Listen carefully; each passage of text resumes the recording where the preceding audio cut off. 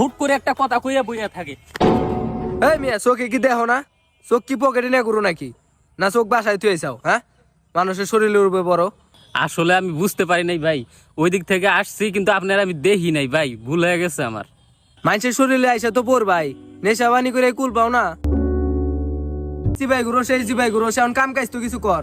নেশা বানি করতে করতে তো চোখের নিচে কালি ফালাই দিছস। ভাই আপনি কি করেন? আমি আবার কি করবো? আমার বাপের টাকা পয়সা কি অভাব আছে?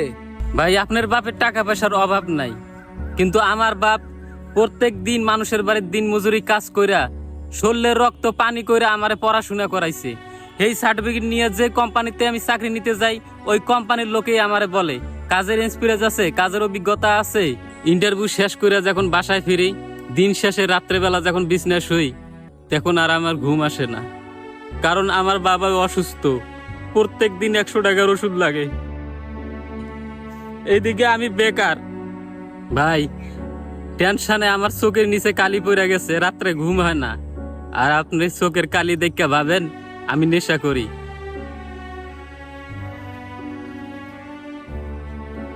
ভাই শোনেন, কারো চেহারা দেখে জাস্টিফাই করবেন না।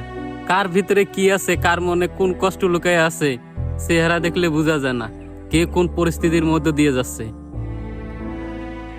এই সমাজ ব্যবস্থা বড় আজব। আপনি বেকার থাকলে পরিবারের বোঝা হবেন, আবার টেনশনে থাকলে গাঁজাখোর হবেন।